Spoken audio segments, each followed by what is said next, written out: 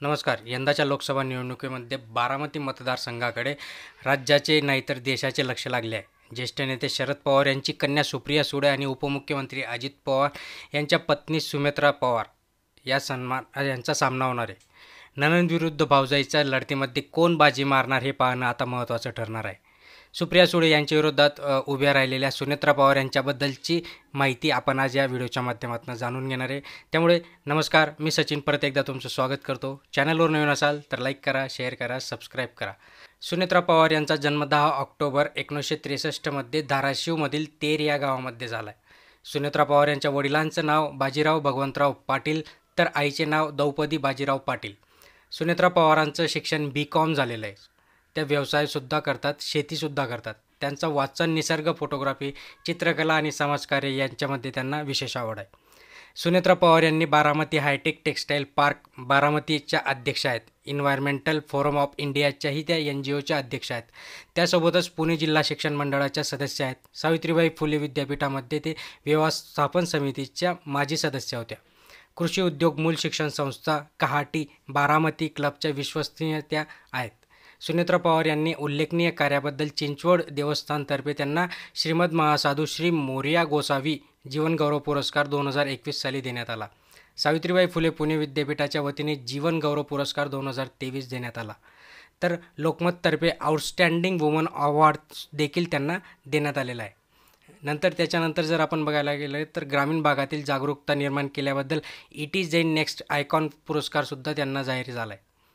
त्याच्यानंतर जर बघायला गेलं तर सुनेत्रा पवार यांचं आरोग्य क्षेत्रामध्ये योगदान असून यामध्ये मोफत मोतीबिंदू शस्त्रक्रिया शिबिर, कर्करोग जनजागृती तसेच मासिका जागर अभियान, महिलांसाठी आरोग्यविषयक शिबिरांमध्ये आयोजन त्यांनी केलं आहे.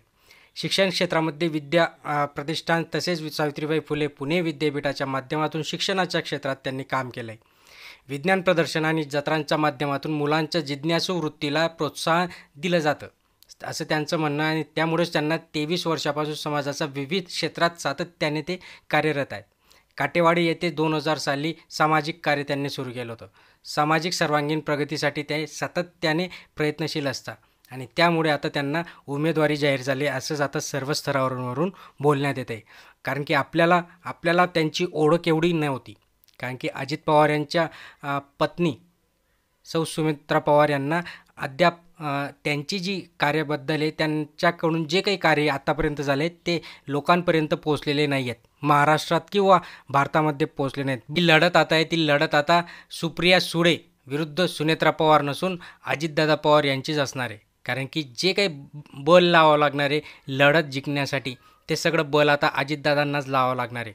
आणि हा प्रश्न त्यांनी आपल्या मनावर करून ठेवला आहे. कारण की त्यांनी सांगितलं आहे की जर तुम्ही मला या इलेक्शनमध्ये सपोर्ट केला नाही, माझा जो कॅन्डिडेट असेल त्या कॅन्डिडेटला तुम्ही इलेक्शन केलं नाही, सपोर्ट केला नाही, तर मी माझं बोरिया बिस्तर बांधेल आणि किंवा माझा जो व्यवसाय आहे तो व्यवसाय करेल.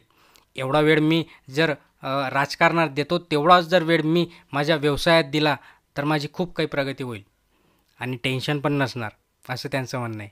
बघूया ही जी लढत आहे ह्या लढतीमध्ये बारामतीकर कोणाला आपला सपोर्ट करतं आणि या लढतीमधून निर्णायक जो रिझल्ट असणार आहे तो रिझल्ट कुठल्या दिशेने येईल ते आपल्याला बघून घेण्यासारखे. त्यामुळे चॅनलवर नवीन असाल तर लाईक करा, शेअर करा, सबस्क्राईब करा. धन्यवाद.